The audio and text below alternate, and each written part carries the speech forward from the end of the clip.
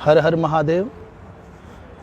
आजकल प्रायः अवकाश के दिन प्रारंभ होने जा रहे हैं, परीक्षा फल आ गया है और गर्मी के दिन हैं।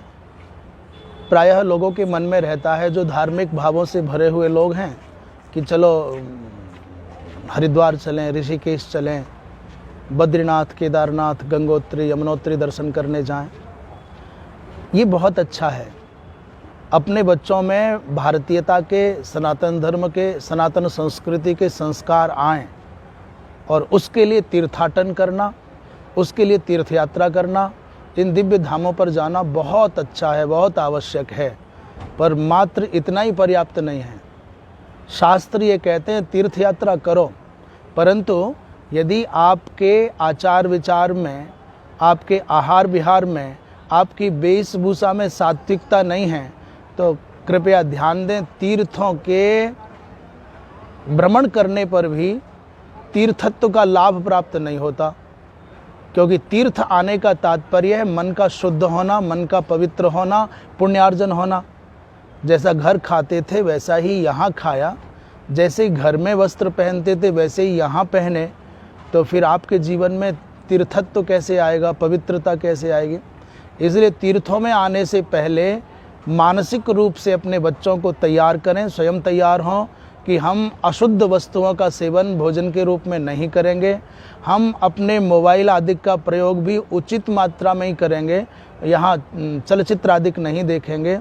अधिक से अधिक जिस तीर्थ में जा रहे हो उस तीर्थ का धार्मिक महत्व क्या है, शास्त्रीय महत्व क्या है, उस विषय में हम बच्चों को जानकारी दे पाएँ। हम अपने आप को भी, अपनी ऊर्जा को भी हम पवित्र कर पाएँ, तीर्थों के साथ हम अपनी संबद्धता कर पाएँ, ये अत्यंत आवश्यक होगा। तो मेरा बारंबार प्रत्येक उस सनातन धर्मावलंबी से निवेदन है कि आप जिस भी तीर्थ में जाएं अवश्य जाइए, वहाँ संतों का भी दर्शन करिए, परंतु अपने आवास में, अपने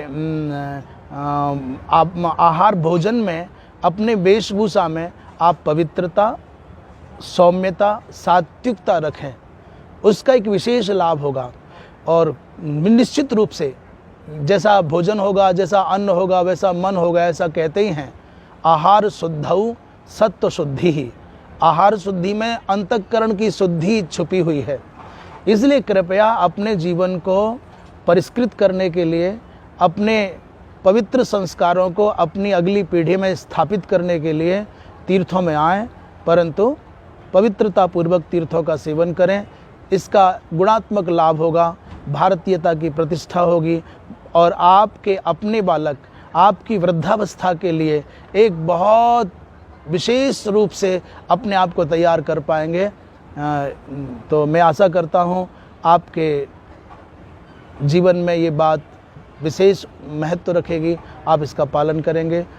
एक विशेष बात जो अत्यंत आवश्यक है, आपके हिंदू होने के कारण, आपके सनातन धर्मी होने के कारण आप तीर्थों में जाएं तो निश्चित रूप से वहाँ कोई सिद्ध महापुरुष, संत महापुरुष, संत महात्मा, कोई विद्वान यदि उपलब्ध हों तो उनकी संगति में अवश्य बैठिए। चाहे बहुत कम समय मिले, उनके दर्शन करने का, उनके संपर्क में बैठ करके, उनके सानिध्य में बैठ करके तीर्थ को जानने का भी एक विशेष लाभ होगा। दूसरा, मैं निवेदन करूं, आपकी गुरु परंपरा चाहे जो हो, आपकी कुल परंपरा चाहे जो हो, आप तीर्थ में जाते हैं तो सामूहिक रूप से अपने बच्चों के साथ, भले ही आप गीता जी का पाठ करें, भले ही आप रामचरितमानस का पाठ करें, भले ही आप सुंदरकांड का पाठ करें मिल करके, भले ही आप हनुमान चालीसा का ही पाठ करें मिल करके, अथवा मान लीजिए केवल नाम संकीर्तन करें बैठ करके, जो भी जितने भी लोग आए हैं ध्यान करें, 5-10 मिनट ही करें, परंतु करें। आप वहाँ की दिव्य तीर्थ की जो दिव्य चेतना है उसको आत्मसात करने के लिए ये अत्यंत आवश्यक है। मंत्र जप करें, अपनी कक्षा के अनुसार, अपने अधिकार के अनुसार, अपने वर्ण और आश्रम की मर्यादा के अनुसार कोई ना कोई मंत्र जप, कोई ना कोई पाठ, कोई ना कोई संकीर्तन, कोई ना कोई ध्यान अवश्य करें। दान भी अवश्य करें। तीर्थ को गंदा करने से बचें। अपने बच्चों में संस्कार डालें कि वहाँ पॉलीथीन, ये गंदगी, ये झूठे गिलास, पत्तल, ये सब नहीं फेंकना है। तो आशा है ये आपके विषय, आपके लिए बहुत लाभदायक होगा। हर हर महादेव। तीर्थ में जा रहे हैं तो कृपया जिस निमित्त जा रहे हैं, जिस उद्देश्य को लेकर के जा रहे हैं, उसको ध्यान में रखें। दोष दर्शन ना करें। वहाँ के महात्मा कैसे हैं, वहाँ के याचक कैसे हैं, वहाँ के दुकानदार कैसे हैं, ये सारा संसार बाह्य दृष्टि से एक जैसा ही लगता है।